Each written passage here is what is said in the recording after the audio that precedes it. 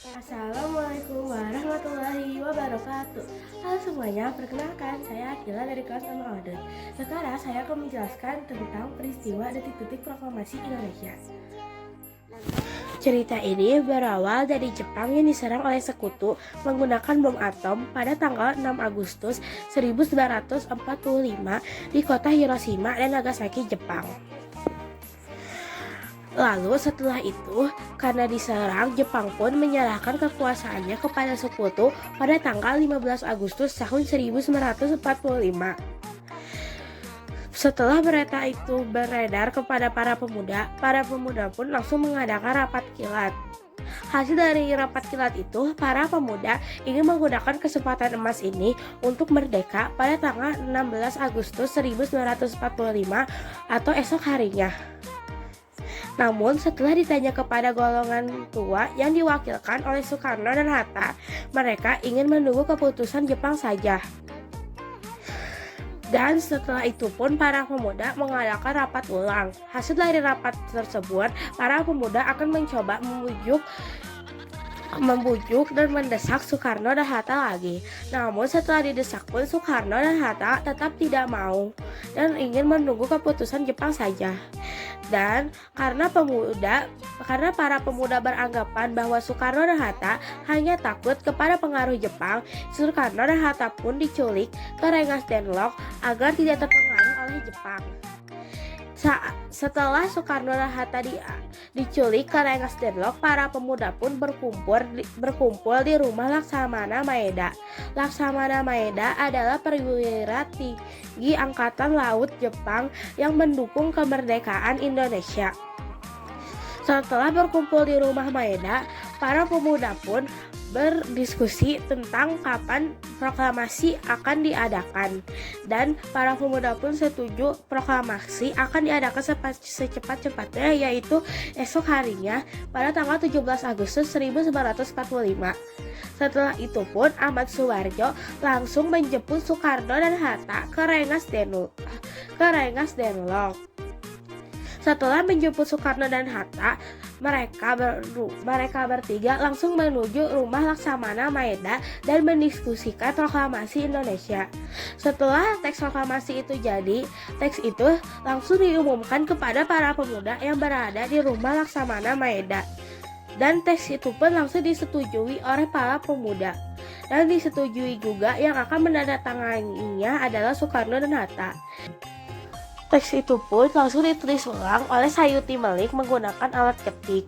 Tetapi ternyata teks asli yang ditulis oleh Soekarno dibuang ke tempat sampah. Namun teks itu dipungut oleh BM Diah dan dimuat di kabar berita. Setelah teks itu selesai ditulis ulang, teks itu langsung ditandatangani oleh Soekarno dan Hatta.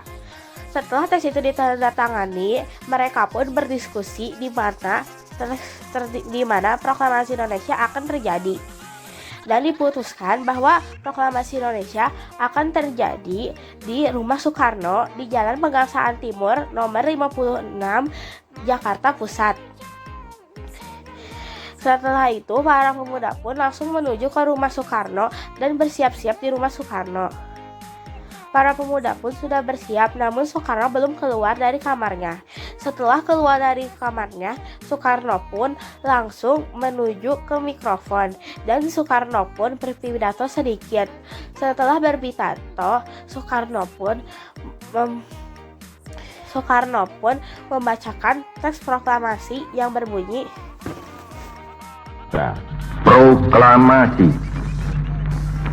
kami bangsa Indonesia dengan ini menyatakan kemerdekaan Indonesia. Hal-hal yang mengenai pemindahan kekuasaan dan lain-lain diselenggarakan dengan cara saksama dan dalam tempo yang sesingkat-singkatnya. Jakarta, 17 Agustus 1945, atas nama bangsa Indonesia, Soekarno, Hatta. Setelah teks proklamasi itu ditulis oleh Soekarno, Soekarno pun menanyakan siapa yang ingin mengibarkan bendera merah putih. Dan majulah Latif Hedaringrat, seorang pasukan peta. Ia mengajukan diri, disusul juga oleh Suhut.